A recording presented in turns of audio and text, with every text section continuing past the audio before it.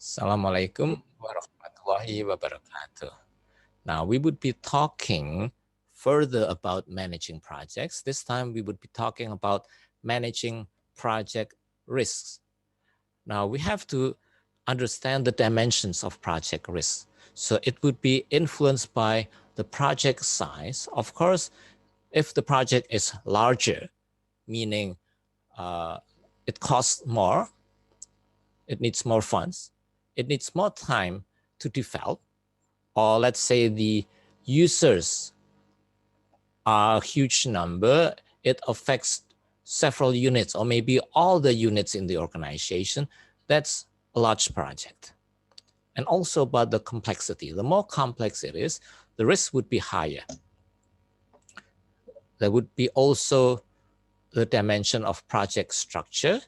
If the structure of the project, the decisions that are being made and so on in the project are structured, then the risk is lower. If it's unstructured, you don't have much formula to make decisions, to help you make decisions, the risk would be higher. And also, if you have more experience in using technology, then the risk would be lower. If you don't have experience, the risk, of course, would be higher. Now, another thing is that you need to prepare for change management, because change management is important in making sure that the development of the system is successful. Why? Because when you implement a new system, there would be always changes that occurs in the organization. For instance, there could be a redistribution of authority and power. You can imagine if it's using a manual system, or maybe in the old legacy systems, there are several people that have to verify, and they would be giving the authority to say whether, let's say, for example, in a bank, for assessing credit that is, or loans that's requested by its customers. Previously, there might be 3 different people that have to assess and verify and acknowledge and say yes to the loan. But then with the new system, there might only be 1 person at the lowest level that makes the decision, because that person gets a whole view, a complete view of that customer and has more information. Now, of course, there would be people that lose authority, lose power. And those people that lose power might be rejecting the new system. They might sabotage, or they might not input data correctly, for instance. So there might be resistance, internal resistance, and opposition. Also, you need to think about the activities that would be needed to make sure that the system is adopted and made into something that's routine. So there's a need for a change agent, a person who becomes a catalyst for change. That's one of the roles of a system analyst. And then there are several things that you have to change as well if you implement an information system. For instance, about the job activities, the job descriptions that are done by each person, the interactions between people, between workers, between positions, the relationships in terms of power between the organizational groups. So those need to be changed as well. And we would also need to find out the role of the end users in the development of the system. So if the user involvement is high, then the system first would conform to requirements, because all the people, all the users are given a chance to contribute, to give their opinion on what the system needs to be like. And then, of course, chances are that it would be a system that meets those needs because you get more input. And then because users feel that they are involved in the development, they are more likely to accept the system. Now, that's a danger of having a communication gap between designers and users. the design of the system and the use of the system, because the designer might come from a different background. They come from the IT background. The user might be people from the management background, people having engineering backgrounds, and they might have different perspectives of the system. And you have to build a bridge between those two differences.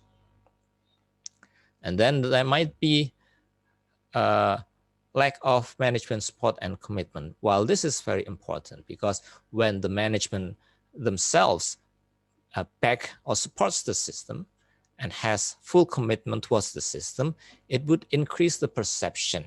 If you increase the perception by the staff, then chances are that they would be accepting and using the system. And then, of course, funding and resources would need to be supported, as well as supporting the changes that are needed in the organization. Now, it seems that for business process re-engineering projects, so projects that involve changes, large changes in the organizational structure or procedures and so on, a lot of those 70% actually might be failing. And then risky projects include in mergers and acquisitions, because previously each company that are merging has different practices, have different information systems, and you would have to integrate those complex different systems. And so you have to control those risk factors. Of course, first you have to identify the nature and level of the risk, and then using tools, trying to use tools to manage this risk. And you would also need to do formal planning and control tools. So for instance, you could use Gantt charts. Gantt charts are used to visualize, make a visual representation of how long a task would need and when they need to start. And then also the people that would be doing the task. While the PERT chart, the program evaluation and review technique chart, would be showing the interrelationships between tasks and then the sequence of those tasks. So this is a Gantt chart. You can see here, you have what should be done, the days that are needed to be finished, the people, manpower days, who would be doing the work, and when does it start, when does it need to finish. And then in the end, you could also have a summary of what, for instance, Edith Farrell would be doing each month, and how much work does the person have to do in each month. Now, this is a PERT chart. This would be showing the activities that are needed, also the order of activities. Also here you have the duration, and then when to start, when it finishes. Now, using this, you can identify the critical path. So this is the critical path. If you delay one of the work here, the whole project would be delayed. But this is not critical. So then if you delay it even up to 10 days, it wouldn't affect the whole project. So this is very useful for managing risks. And then you would also need to address about how to involve the user and overcoming resistance from the user. Also, there would be strategies to overcome those resistance. And then there are several things that you need to design also. Here, you need to keep in mind that you need to do all these changes at the same time. And then you need to do an impact analysis as well as a socio-technical design and using different project management software. Okay, I think that wraps up our quick session. Thank you, and wassalamualaikum warahmatullahi wabarakatuh.